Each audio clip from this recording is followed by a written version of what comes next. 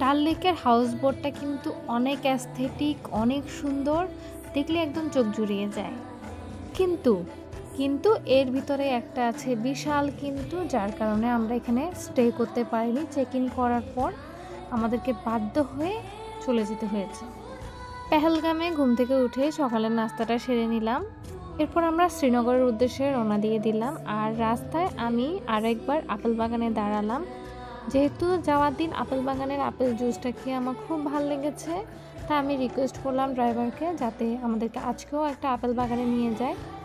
বৃষ্টির কারণে যাওয়ার দিন কোনো ছবি ভালোভাবে তো তুলতেই পারিনি। তো আমি ওনাকে বলেছিলাম আমরা যে আপেল বাগানে দাঁড়িয়েছিলাম ঠিক যেন সেম বাগানটাতেই আবার দাঁড়ায়, কিন্তু উনি পাকনামি করে অন্য একটা আপেল বাগানে দাঁড়ায়।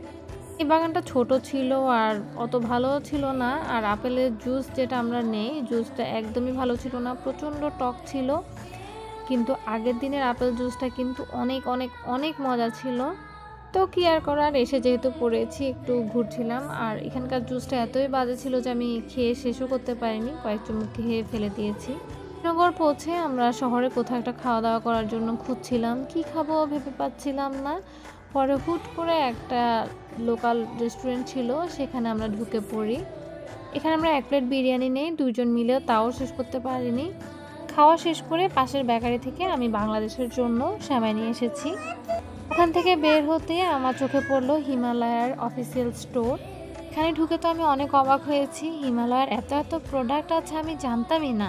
ইভেন আমি এখানে কিছু ইউনিক জিনিস পেয়েছি।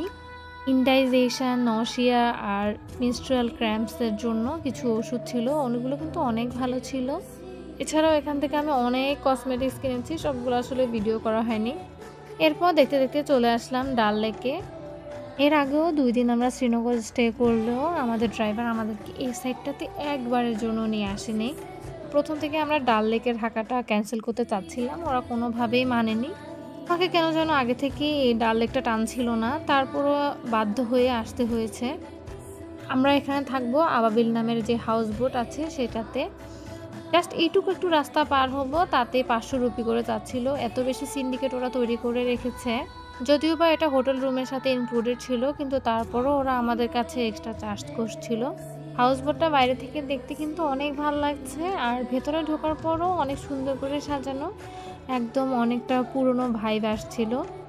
কিন্তু ঢোকার পরে আমার কাছে কেমন একটা ব্যাড স্মেল লাগতে শুরু করে। ভাবছিলাম হয়তোবা আমার সাইকোলজিক্যাল প্রবলেম হচ্ছে, অনেক দিন ঘোড়ায় চড়ার কারণে হয়তোবা এরকম ঘোড়া ঘোড়া একটা গন্ধ লাগছে। কিন্তু আস্তে আস্তে ভেতরে ঢুকতেই বুঝতে পারলাম যতই সুন্দর হোক না কেন, ধুলার একটা বিশ্রী গন্ধ আর একটা ধুলা ধুলা ভাব ছিল এখানে। আমার অনেক বেশি ডাস্ট অ্যালার্জি প্রবলেম আছে, হালকা একটু ধুলাতে আমার শরীরে ইচিং শুরু হয়ে যায়। এমনকি ফুয়াদও ডাস্ট একদমই নিতে পারে না, ফার্সিনও না। আমি ঢোকার সাথে সাথে ফুয়াদকে বলছি, ফুয়াদ এখানে আমরা কিভাবে থাকবো, অনেক বেশি ডাস্টি এই জায়গাটা।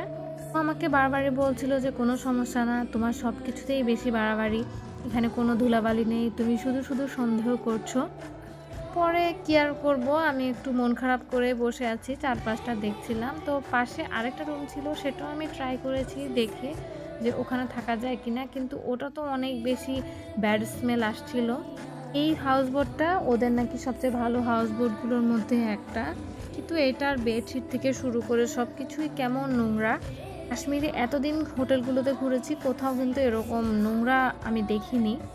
এরপর ফারসিনেরও শরীরটা অনেকটা ভালো হওয়ার কারণে ফারসিনও অনেক বেশি দৌড়াদৌড়ি করছিল, গড়াগড়ি করছিল।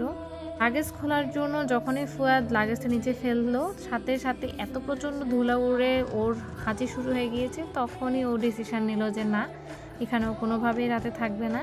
তখনও বুঝতে পেরেছে যে আমি এতক্ষণ ধরে যা বলেছি সব কিছুই ঠিক ছিল। ওর সাথে সাথে এজেন্সির যে ওনার ছিল তার সাথে কথা বলে যে আমি এখানে কোনোভাবে থাকবো না, বাইরে যাতে থাকার ব্যবস্থা করে দেয় উনি। কিন্তু ওনারা বারবারই ধানাই পানাই করছিল যে পেমেন্ট হয়ে গিয়েছে, এটা কোনোভাবেই পসিবল না। দেন ফুয়াদ বললো যে এক্সট্রা পেমেন্ট দিয়ে হলেও অন্য কোথাও যাতে আমাদের থাকার ব্যবস্থা করা হয়। কিন্তু এত শর্ট নোটিসে কোথায় যাব কোথায় থাকবো কিছুই বুঝতে পারছিলাম না। আসলে সত্যি কথা বলতে চকচক করলে শোনা হয় না, সেটা আমি একদম ওই দিনে হাড়ে হাড়ে টের পেয়েছি। অনেকগুলো ব্লগ দেখেছি, কিন্তু কেউ হাউস বোটের এই কথাটা মেনশন করেনি কোনো ভিডিওতে। আমি এই জন্য খুব বিরক্ত হয়েছি যে আসলে ব্লগগুলো দেখি আমরা সঠিক তথ্যটা জানার জন্য, যদি সেটাই না জানি তাহলে ব্লগ দেখে লাভই বা কী। তাই আমি চেষ্টা করেছি যতটুকু সম্ভব সঠিক ইনফরমেশনগুলো আমার ভিডিওতে প্রোভাইড করার জন্য।